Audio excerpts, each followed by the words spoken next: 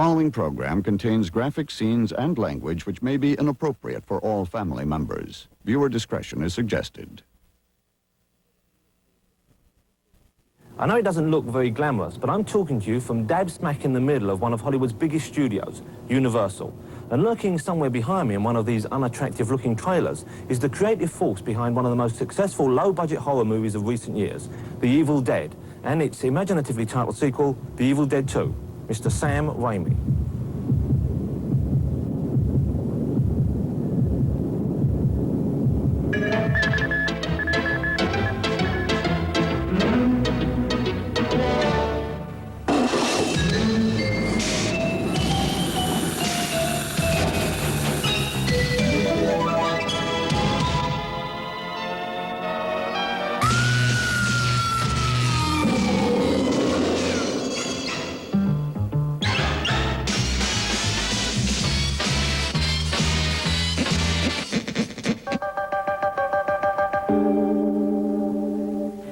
Say, I was just wondering, do they have blood banks in England?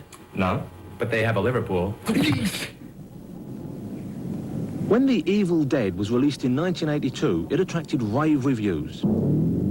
Stephen King called it the most ferociously original horror film of the year. Yet the film had initially been turned down by every American distributor who had seen it. The Evil Dead was an independent production, financed by a group of doctors, lawyers and dentists from America's Midwest, and it marked the feature film debut of writer and director Sam Raimi, who remarkably was only 19 at the time. There are two schools of thought, I think, for horror filmmakers. One is that the audience can always create something more horrible than you can show them. And the other school of thought is show them, show them, show them, everything. And I believe that both is true. I believe the audience can come up with something more horrible in their minds than I can show them, provided they're given the raw materials to construct something. And I also believe that I have got some pretty horrible things to show myself, so I try and mix and match. I try and scare them and weird them out with visuals, and I try and leave room for them to add their own ingredients to create.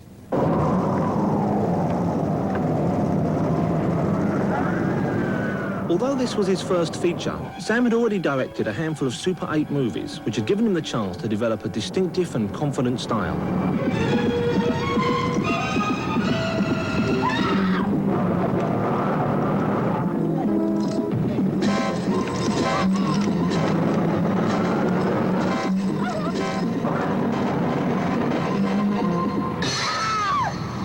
Let's go back to the beginning. How did you get started in filmmaking in the first place? What kind of movies were you making before The Evil Dead? Before The Evil Dead, my friends and myself, just a group of school chums, and I would make Super 8 comedies.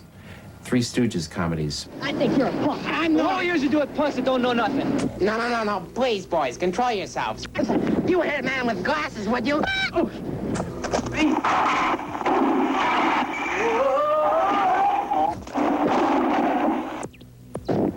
Oh, my glasses. Let's see. Ah! There they are.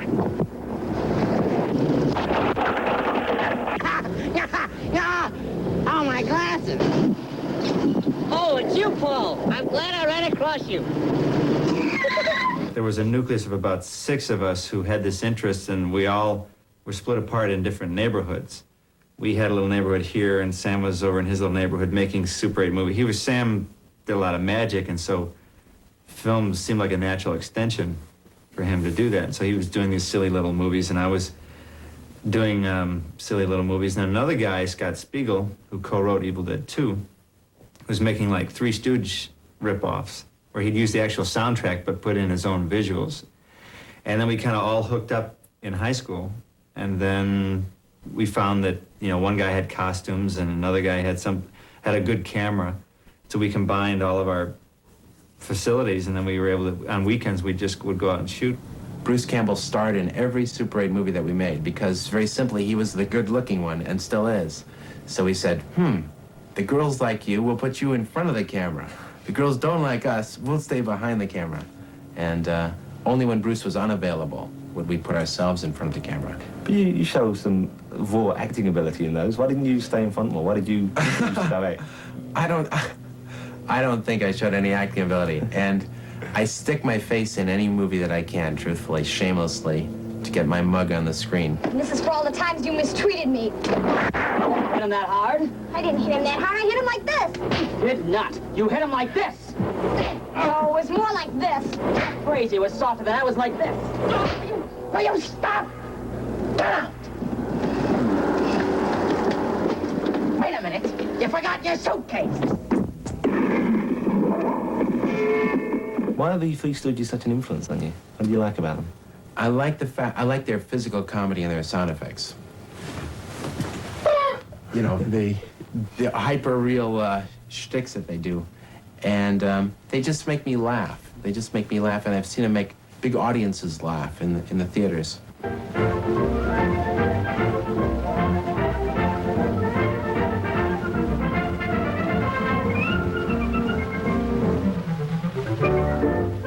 Why don't you tell me? What? Get out. Let him alone. Oh, man. Oh. There. These three, they are the ones that get the jewel for us. Tell us about 6 Months to Live. That's not a Three Stooges plot, is it? It's Three Stooge-like. And certainly we've ripped off, stolen blatantly, as 16-year-olds, many Three Stooges gags and did them ourselves. So it was greatly influenced by the Three Stooges. So where would you show these films? In classrooms and at home? Or? Yes, exactly. To the other students. Would you charge money? Sure. As much as we could get. Usually a quarter. I'm the Pillsbury Doughboy with fresh cooking ideas. What are you doing? No, don't you dare hit me. Help! Sam and his school friends had ambitious plans. They wanted to raise money for a full-length feature. And although their Super 8s had been mostly comedies, they decided their first real film would be horror. The Incredibly Strange Film Show will return on the Discovery Channel.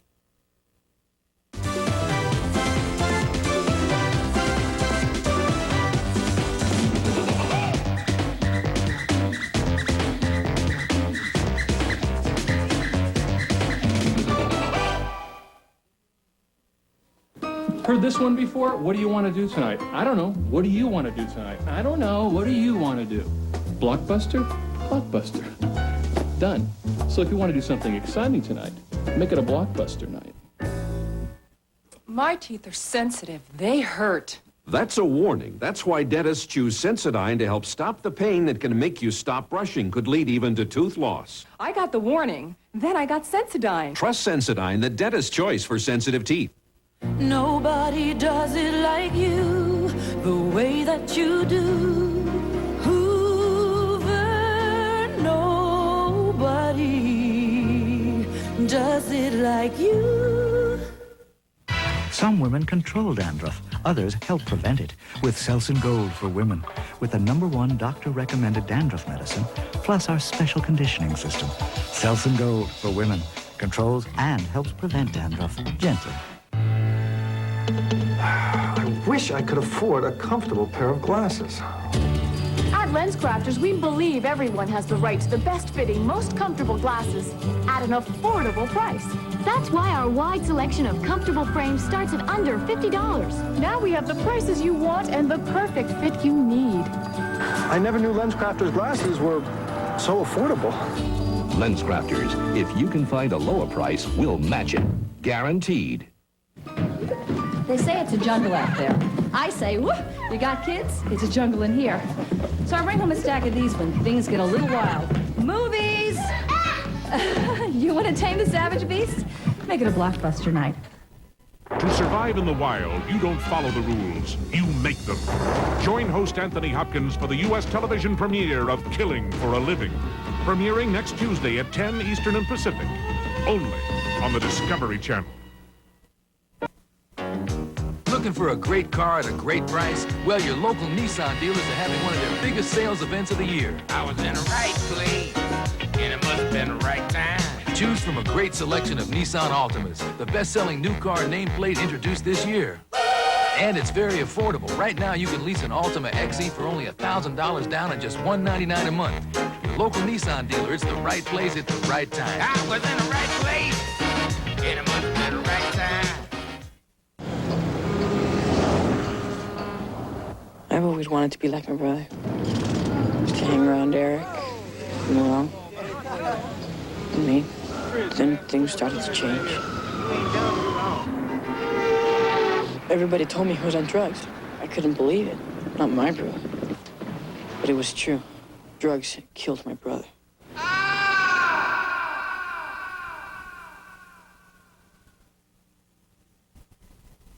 To the incredibly strange film show on the Discovery Channel. Sam and I first decided to do a horror film after doing research on what pictures did well in the markets. And at the time, which was the late 70s, there were still a lot of drive-ins, especially in the Midwest where we grew up. And there were forever horror films playing in the drive-ins on double bills, and that, which we always saw and said, God, we can make something better than this. There's absolutely no doubt about it. So up until the time we decided to make a feature film, we had done mainly comedies and decided that horror is the entry level that most people use, and decided to make the ultimate experience in horror at the time. Robert Tappert, Bruce Campbell, and myself all bought business suits and matching briefcases and dropped out of school. Then we worked as waiters, busboys, janitors, cab drivers. So how old were you then? 18. And Bruce was 19 and Robert was 22 at the time. We would sit down and pretend that we were businessmen. That was all part of the filmmaking process. We thought we had to do it because it never occurred to us to go to California because it was 3,000 miles away. And we thought we'd have as good a chance raising money independently, and it finally worked. We first got jobs so that we could raise seed money. Then we hired attorneys to put together a legal offering saying, in legal terms, if X person invests X amount of money, they own X percentage in this movie that we're going to make. We then made a Super 8 movie called Within the Woods.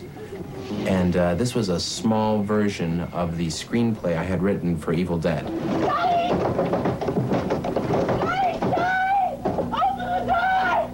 The reason we made this picture was to show the potential investors that these kids, us, that we could make a picture that worked, a horror movie that actually could scare them. I mean, that was our goal, at least. I hope it scared them. Well, loser gets the door. Yes.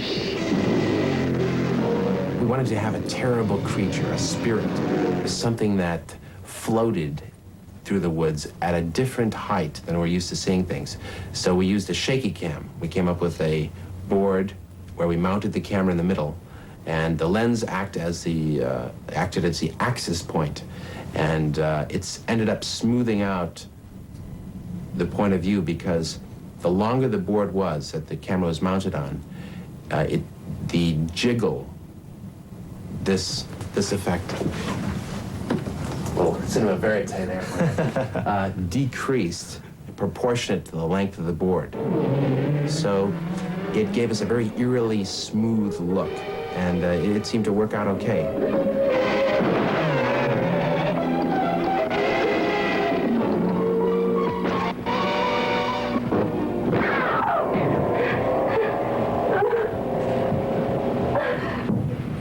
Within the Woods was made as the bait for potential investors, but the tricky part was to get them to watch it.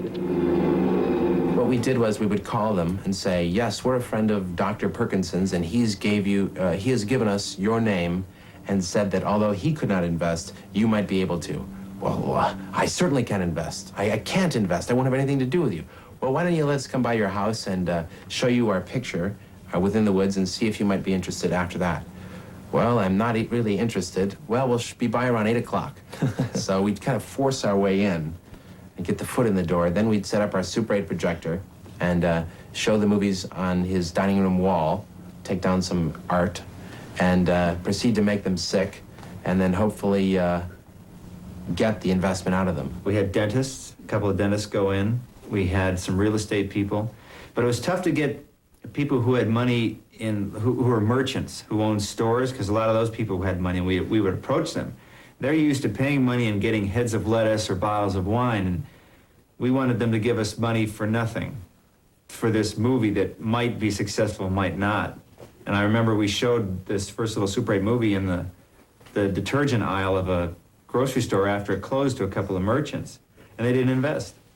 But we really went to absolutely anybody who was financially capable of losing all their money.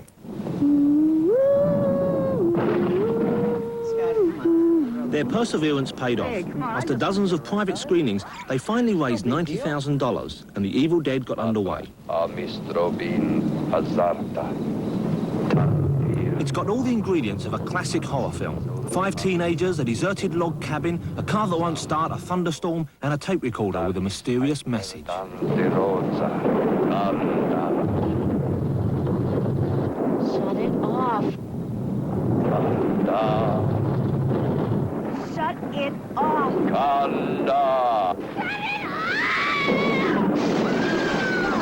I was the pseudo-hero, Ash, who was really just one of 5 generic people at the beginning, and then through a trial by fire, I kind of wise up a little bit and live. Why pseudo-hero? Because he's kind of an idiot. You know, if he hears a sound, he goes outside. He looks through doors that you know he shouldn't, so he's not really very smart. But then that's the staple of horror movies. Oh, you have to. If they were smart enough not to go to the cabin, you wouldn't have a movie. So, you know, they show up and it's a creepy place. Well, let's go in. You know, and they found a tape recorder with some weird sayings on it. Oh, that sounds great. Let's play that.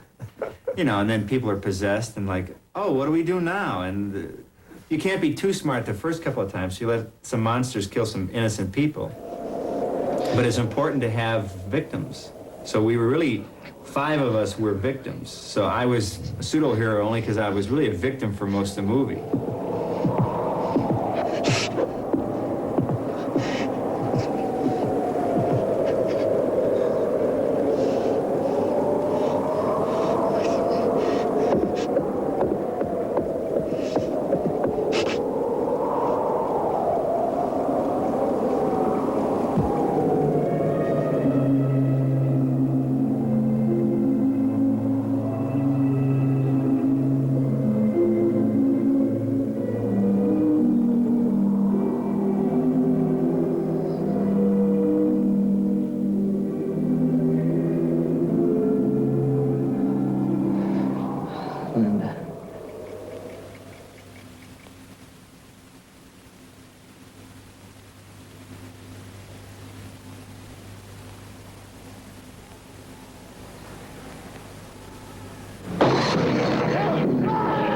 Feel under a lot of pressure while you were shooting it?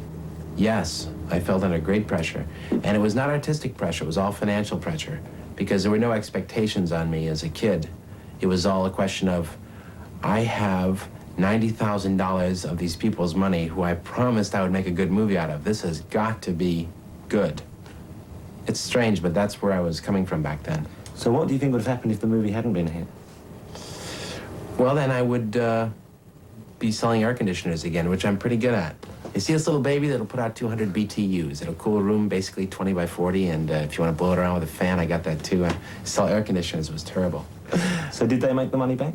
In fact, on Evil Dead #1, we've returned to the investors about 3.5 times our original investment.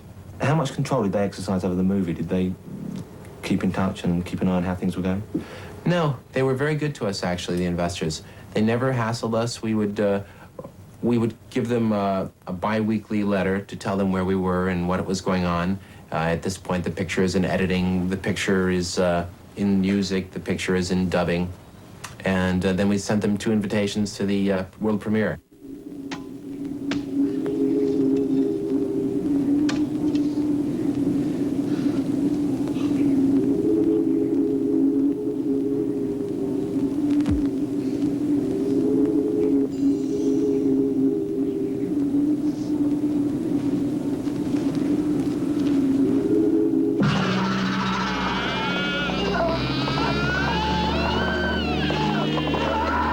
Effects are done very simply, but they're really effective. I mean, why is it you think other people spend so much time and money doing things that often don't look as good? I think it's the same syndrome for all low-budget filmmakers. They just don't have the money to do it right, so they've got to do it. They've got to sit down and figure it out. Well, how can I make somebody float? Well, something has to lift them up. Well, what's going to lift them up? Wires? I don't have wires thin enough, nor do I have a rig to mount to the ceiling of this place. What else?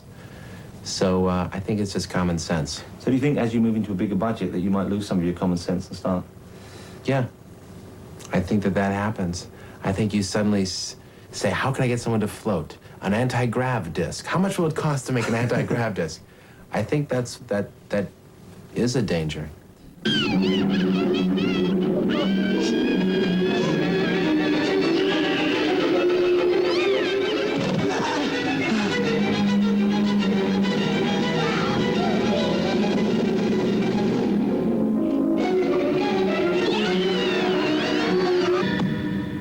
A number of the investors came up to me after the movie and said, and they were a little bit angry, "You told me you were going to make a horror picture. Now this is a comedy."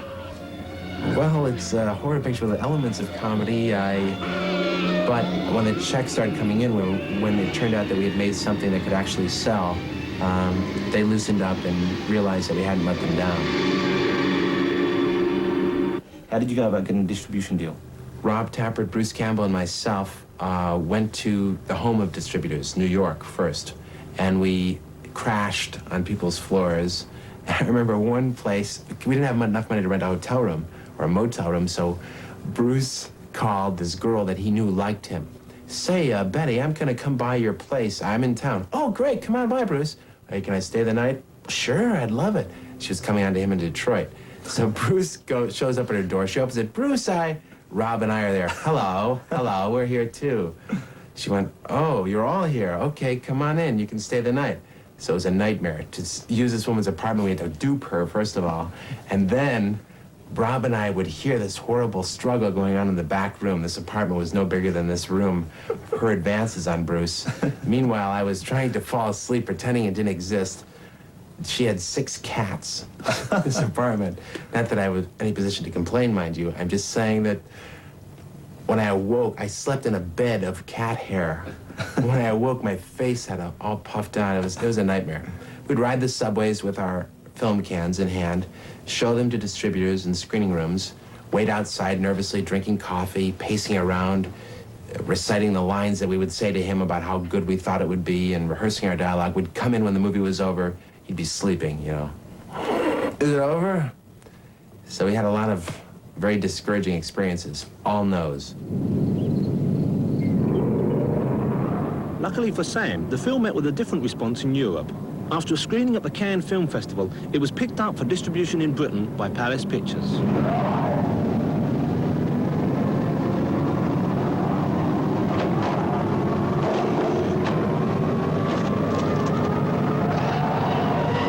The UK audience embraced it, and they made it a big hit, along with very good marketing of Palace Pictures, of course. And after that, the United States said, "What's that? What's that little horror picture that's doing so well over there?" Despite its popularity, the film has one scene that some people found offensive. In it, one of the teenage girls is brutally assaulted in and by the woods. As a result, the film was almost banned from release on video. You regret putting it in? I do. I do. On what grounds? Well, I think it was unnecessarily gratuitous and a little too brutal. And finally, because people were offended in a way that my goal is not to offend people. It is to entertain, thrill, scare, make them laugh, but not to offend them. But, you know, I know a lot of 19-year-olds that are stealing cars and murdering people. Not to make that comparison, but I think my judgment was a little wrong at that time. The Incredibly Strange Film Show will return on the Discovery Channel. Combat helicopters tonight on Wings. Now, be honest, have you ever had a cat box odor problem? No, never. What? You need Fresh Step cat litter, ma'am. It releases fresheners every time your cat steps.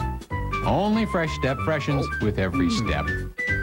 Sir, there's no question that... Sales definitely look good next quarter. Splendid. Call line 3, Miss Gray. Hello? Jason. America's future belongs to America's students, and giving your child a good education is job number 1. So at Office Depot, we make it our job to give you the best selection of school supplies at the best prices. Office Depot, from the classroom to the boardroom. Heidi war ein Waisenkind und lebte bei Tante Dete in der Schweiz. Eines Eines Tages besuchte sie den Großvater in den Bergen, aber leider schickte die Tante sie zu Fräulein Rottenmeier nach Frankfurt. Weil Heidi jedoch in der Stadt unglücklich war, flüchtete sie zurück zum Großvater. And they lived happily ever after. The end. It's our retelling of the classic Heidi, only on the Disney Channel free fall preview, August 26th to 30th. My baloney has a first name. It's O-S-C-A-R. My baloney has a second name. It's M-A-Y-E-R. Hey, I love to eat it every day. And if you ask me why, I'll say... You could give your kids a bologna made from less than 100% pure beef or one with fillers. The question is, why would you? 'Cause Oscar Mayer has a way with B-O-L-O-G-N-A. Nobody does it like you, the way that you do. Nobody's got the power to please me. Nobody does it like you, puts it all together better to make it easy. Nobody does it like you, Hoover. Nobody does it like you. Do you have a problem with cat box odor? No, I don't. Huh? Well, evidently you need Scoop Fresh scoopable litter from Fresh Step. It freshens even when you're not scooping. Yeah, why just scoop when you can scoop fresh? Oh.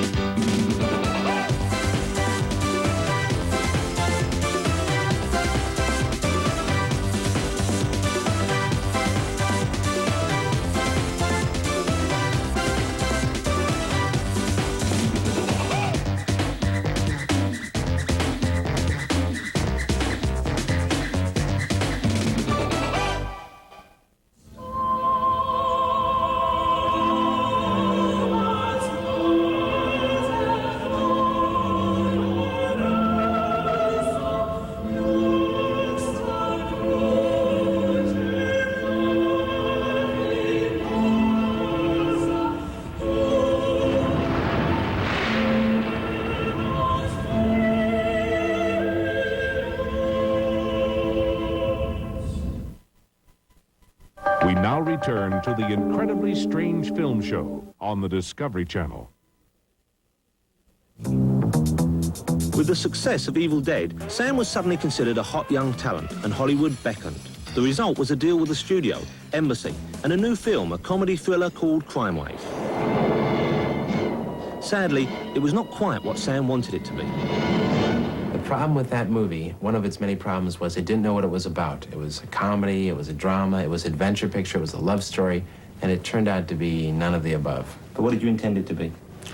I wanted it to be the ultimate picture of entertainment. To thrill, chill, make the audience laugh, cry, scream. They screamed for their money back.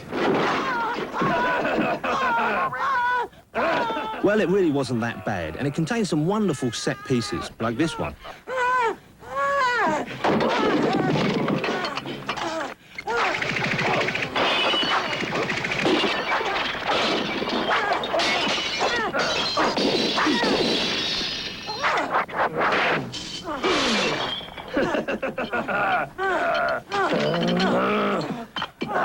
I'm gonna tear out your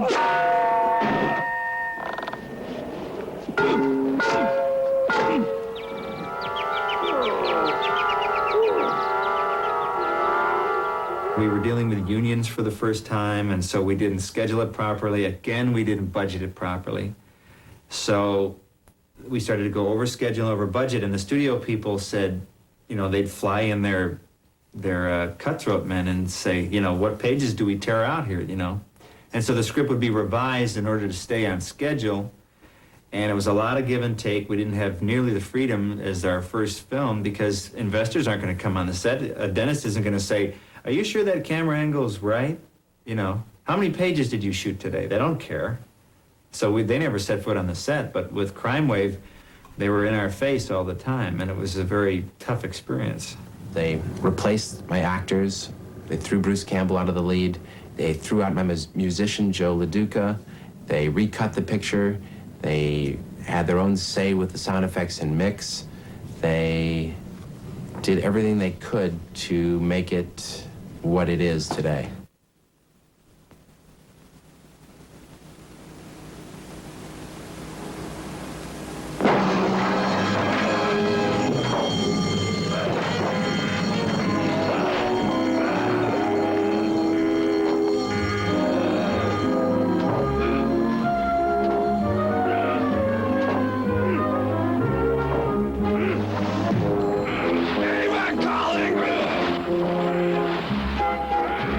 Despite the problems he had in making it and its subsequent failure at the box office, Crime Wave still has many moments of great originality.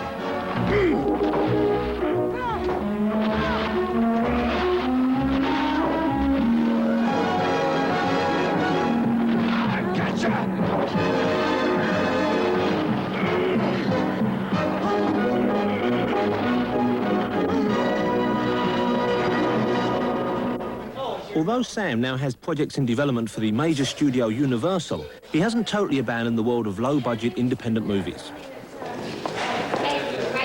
Here we are in downtown Los Angeles, on the set of Night Crew, a new shocker directed by Sam's old school friend and co-writer, Scott Spiegel.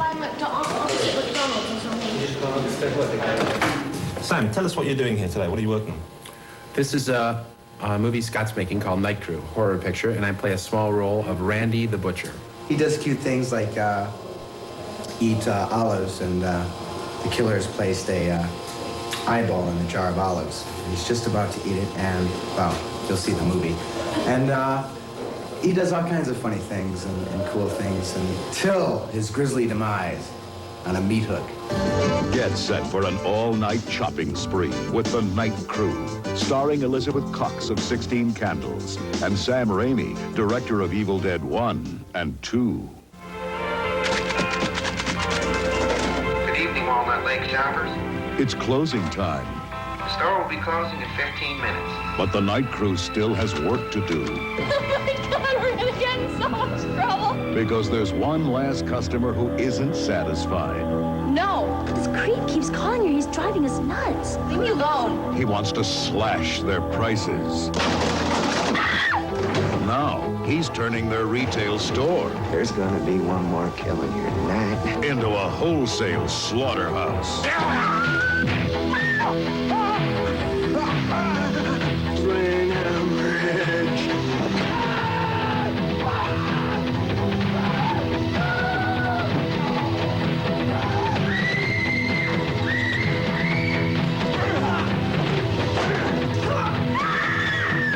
I'm just crazy about this store. Night Crew. Thank you for shopping at Walnut Lake Market. This is Night Crew, and this actually aren't what you think they are. This has nothing to do with a cow. These are human parts. Which one of those was Sam? Let's see. Well, the ham's not here, so. Just kidding. A little joke. Okay. Any idea where it might be? Fine. Okay, fine. Just let's do it. It should be here. Ready? Let me know when the camera is ready to reload, okay? Sam? Yeah. Hey, buddy, you don't need to go in that meat cooler. I can't see that door opening. Okay. So. You got it. Now, maybe? Yeah, Wait a that's minute. right. I lied. Just do your motions just like you did before. I lied. Okay. You want any different? I'll give you whatever you want. No, it's just fine. Do you enjoy acting in other people's movies? Yeah, I do. I especially do because it serves as very good instruction for me as a director. Because I can, as an actor, I hear direction and I think, oh, I see. Actors need more direction than he's giving here, or, gee, I'm really glad he said that. Because I wouldn't have as a director, and I realized that an actor would need that here. So I learn, I'm always learning bits and pieces about directing from just being in them. Guys, whenever you're ready, please. Okay. Here we go. Fight. And. Just under, it's like two. This cup is two. Okay. Ready? Ready? All right. Okay, that marker. Stop, Steve. Action!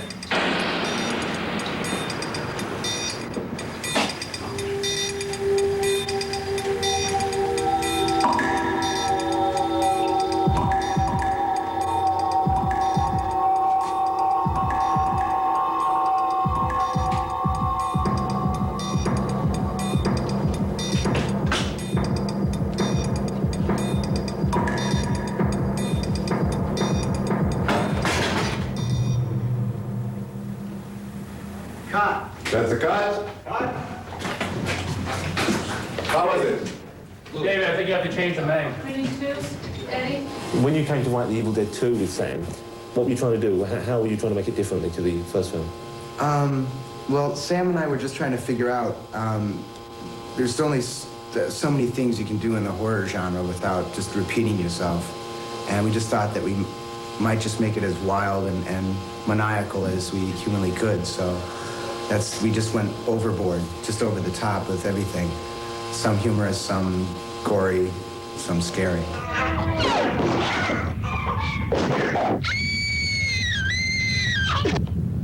Did Sam genuinely want to make Evil Dead 2, or was it just because that was the easiest project to get off the ground?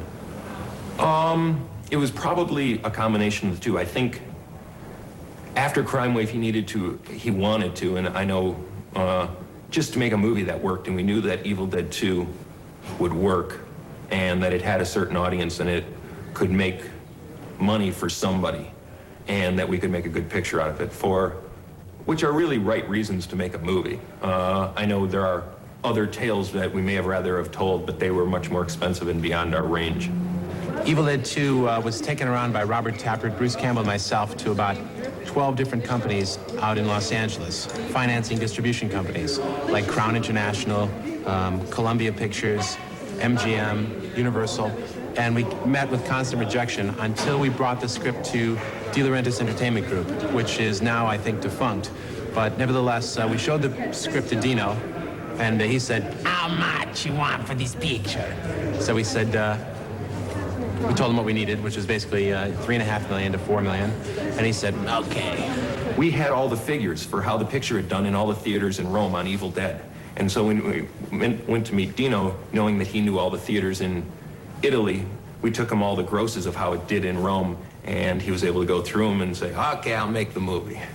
And that was, and it was just that simple. Once we got to Dino, it was one day, and then he said the next day, "Go to North Carolina, can you shoot it there?"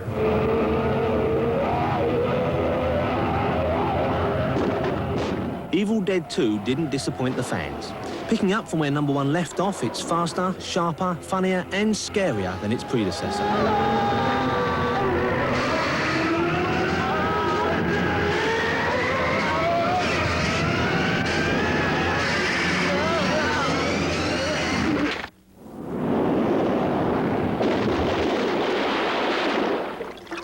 Rob and myself and Bruce thought that that was all there was to Evil Dead.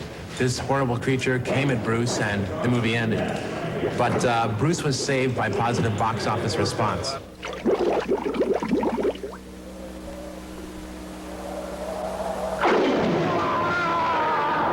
And this time we were able to surround Bruce Campbell with a much higher caliber of professional actor, as opposed to just local Detroiters in the theater groups. Really, every aspect of the production was now manned by a professional, where before it was people who we could get off the street who would do it for next to nothing. So how did that affect the way you worked? It was wonderful. I was captain of a ship that now had trained professionals running the engine room and the steering deck, as opposed to trying to bail out water from my rowboat just to make sure I stayed afloat. We didn't want to create a movie that would have, cause kids to have nightmares. That wasn't the goal. It was just to give them a roller coaster ride for 90 minutes and they could go home and forget about it. And so Evil Dead 2 was even more like that, really. We wanted to have a wider appeal. So we took out some of the real gore and put in a couple of Three Stooges type gags. It's as much a black comedy as a horror film. This is one of the more bizarre scenes in which our hero, Bruce, is taunted by his own hand after having chopped it off.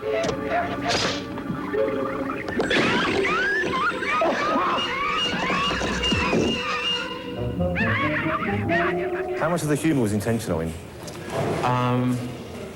In the hand scene, it was intentional. We tried to make it eerily funny. There's an appalling pun in there, isn't there, concerning a Hemingway book. Have you got any shame, Sam?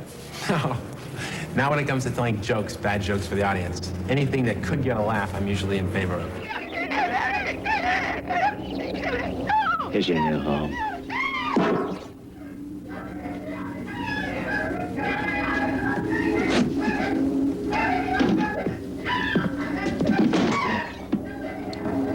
With a much much bigger budget and more ambitious script for The Evil Dead 2, Sam knew that the special effects had to be absolutely top-notch. So he came here to a studio in Pasadena, California, to work with the man responsible for the Nightmare on Elm Street series, Mark Shostrom.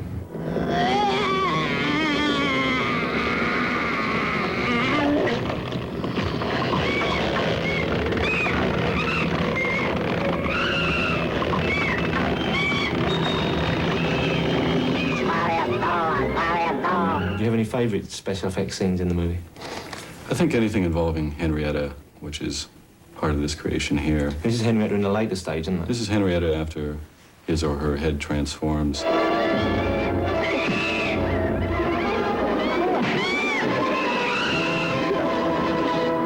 baby, don't say a word.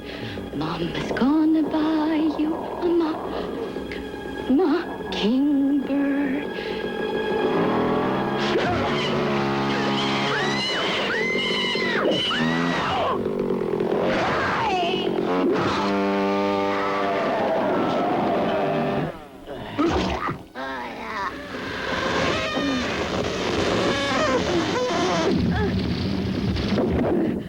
Hey, I'll swallow your soul. I'll swallow your soul. I'll swallow your soul. Swallow this.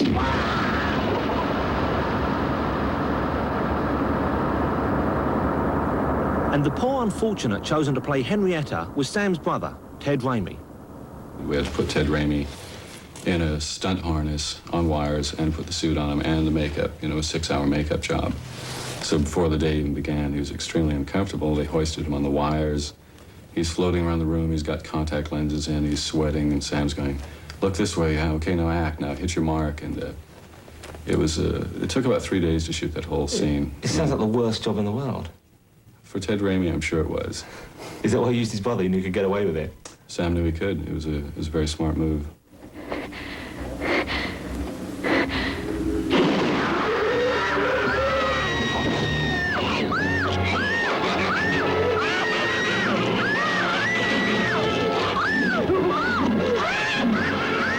How happy do you feel with the finished product, Evil Dead 2? It's okay. I think it's okay. It was a fine picture to make when I was 26, and now that I'm 28, I want to make a picture that's probably about 10 times as good.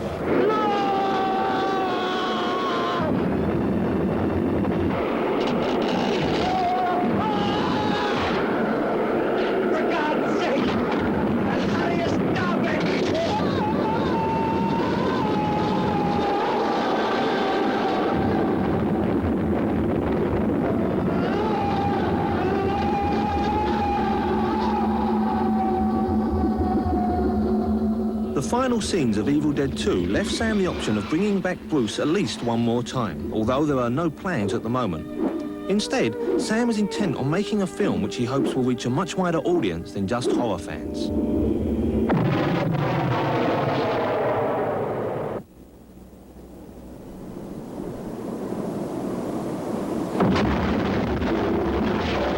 Oh man, he's got the best visual style of anyone around today. An incredible visual style and a sense of pacing, which is another thing that I think is very important in directing. I think he learns an incredible amount every time he makes a movie. And I think that's a good indication because the more he makes, I think the better he's going to get.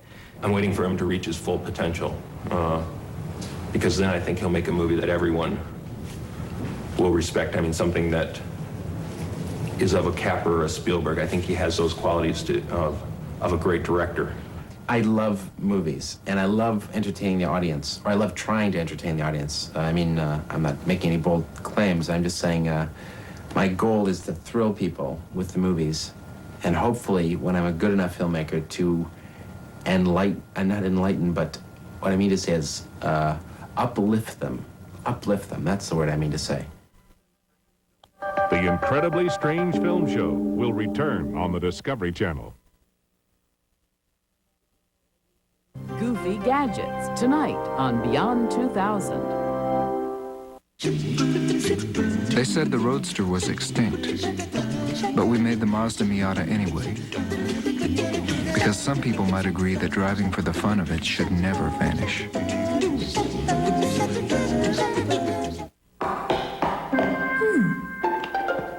Today, there are hundreds of credit cards. but only one offers Smart Rate, now as low as 14.9%. This same card offers you cashback bonus on every purchase and no annual fee. The name of this amazing card? Discover Card. When it all unfolds, there really isn't a better value.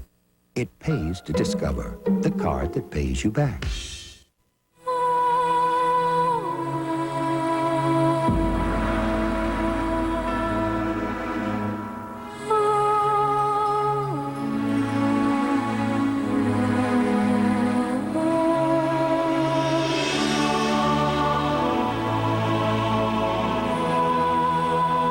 More people protect the natural beauty of their homes with Olympic than any other stain. Olympic, the only one. If there was 1 month when you could get free long-distance calls, think about what month would you want that to be? Join MCI and Friends and Family in August, and we have a great gift for you in December. Free call to all MCI customers. In your Friends and Family circle. Anywhere in the U.S. All December long. If you join now, We'll not only give you free calls in December, we'll also give you an hour of free calls before December. 60 minutes of free long distance to use any way you want. Happy holidays. A bit prematurely. From MCI.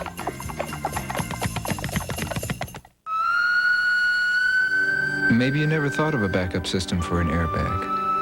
But that's how we built the Mazda 626.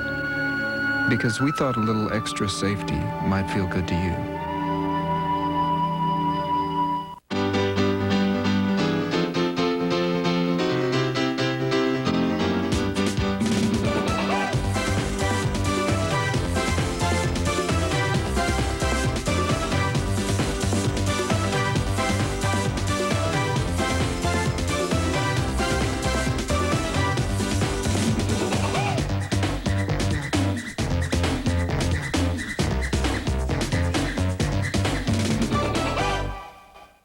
New York One, 24 hours a day. We take the time to do it right. Dominic Carter. You have to be aggressive sometimes. Mr. President, wait a minute. You have to stop. I can get him. I know I can get him. If I feel it's a story within my reach, I'm going to aggressively pursue it. That may mean working 24 hours around the clock. 24 hours a day. We take the time to do it right. New York One, because there's only one New York. I love animals, folks, don't get me wrong, but I hate these animal activists. We have people breaking into laboratories and stealing pets. We do experiments on animals for a reason, folks, to prolong our life. If hooking a monkey's brain up to a car battery is going to save somebody from dying of AIDS in 10 years, I got two things to say. The red is positive and the black is negative, okay? Folks, you guys are a lot of fun. Thanks a lot. Nothing is sacred at Comedy Central.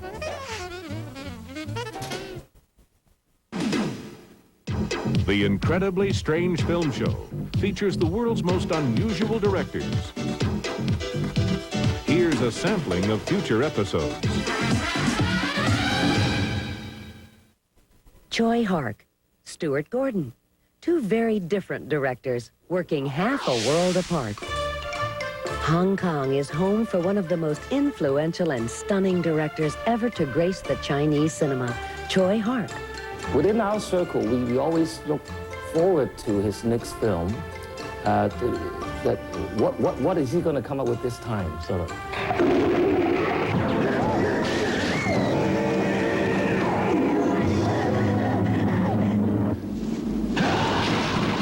Choi has a distinctive directing style, using fast cuts to give his films an exhilarating pace and impact. Actually, almost every film I finish, I want to make it again. That's my terrible thinking. And Los Angeles is home base for director Stuart Gordon, creator of the modern horror classic, The Reanimator. You killed him. No, I did not. I gave him life.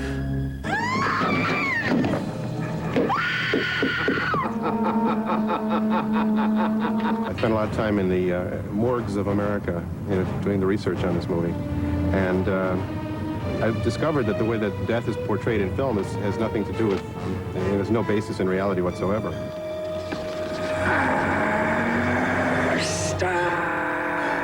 I think that laughter is the antidote for fear. And so you can, when you're afraid, the laughter breaks the fear. And so what I tried to do in Reanimator was to kind of build some tension and then have a laugh and let the audience blow it off and start cranking it up again.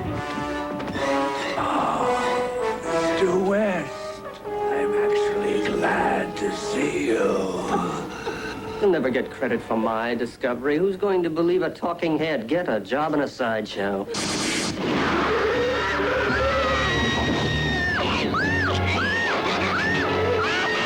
I believe the audience can come up with something more horrible in their minds than I can show them, provided they're given the raw materials to construct something. And I also believe that I have got some pretty horrible things to show myself, so I try and mix and match. Shut it off.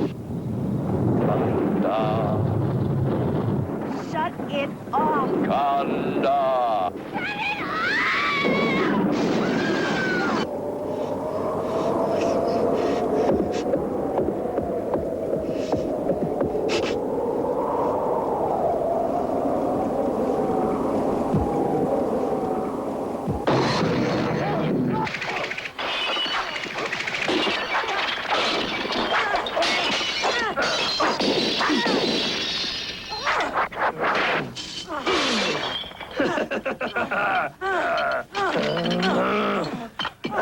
I'm gonna tear out your...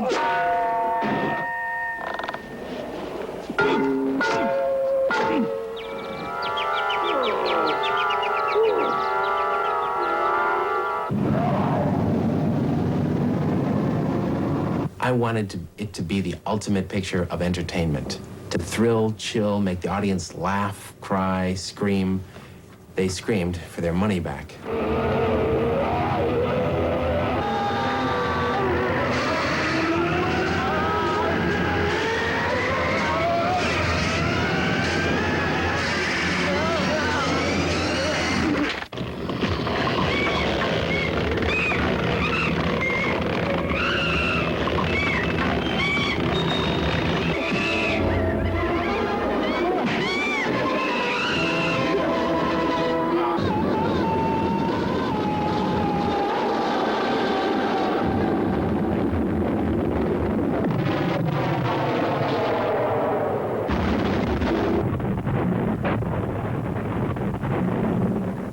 My goal is to thrill people with the movies, and hopefully, when I'm a good enough filmmaker, to not enlighten, but what I mean to say is uplift them. Uplift them, that's the word I mean to say. Call it titillating. You. Do you know that bad girls go to hell? Call it violent. Big mouth, small brain. Call it gratuitous. Hey, sister, what's with the bondage routine here, huh? I just didn't want you running away before I could get to know you better. Or call it just plain tacky. We, your humble slaves, offer you the virgin dance of the double chainsaws. Call it what you will, low-budget filmmakers know that sex sells big. It's not really sex. It's just a gimmick. It's exploitation. That's not sex, not in my estimation. Here's a little something I'm developing right now. Sort of a desert epic, you know, like Lawrence of Arabia. It's called Motorcycle Sluts in Heat. Whew. Now there's a love story. Going to take about 5 days to shoot it. Fred Olin Ray is dying to direct. We started making our own films as sort of a slap in the face to those people that told us what to do. Doris Wishman and Fred Olin Ray worked opposite ends of the exploitation spectrum. While Ray started out down and dirty, Wishman's early films were nudist camp roms, but always with that gimmick. The two scientists decide to go to the moon, which they do. And they get to the moon and they're exploring. They find this nudist colony. And of course they're aghast because they've never seen anything like it. But as the 60s progressed and morals relaxed, audiences were no longer shocked by mere nudity, so Wishman added a harder edge. Another day, another man. Too much. Too often. Indecent desires. Come on, old man. Fred Olin Ray's films were always loaded with sex and violence.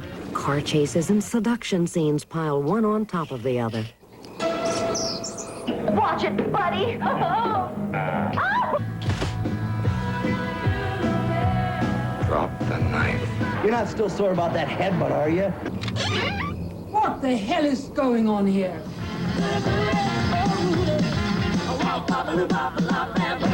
The world's most eccentric directors, the world's most unusual films. This is the story of those in the twilight time. The Incredibly Strange Film Show, coming soon to a cable box near you.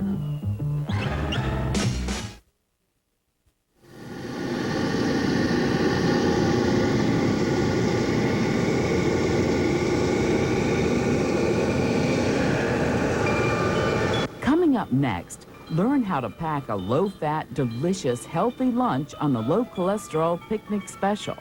Then, it's Tank Killers, combat helicopters in action on wings, only on the Discovery Channel.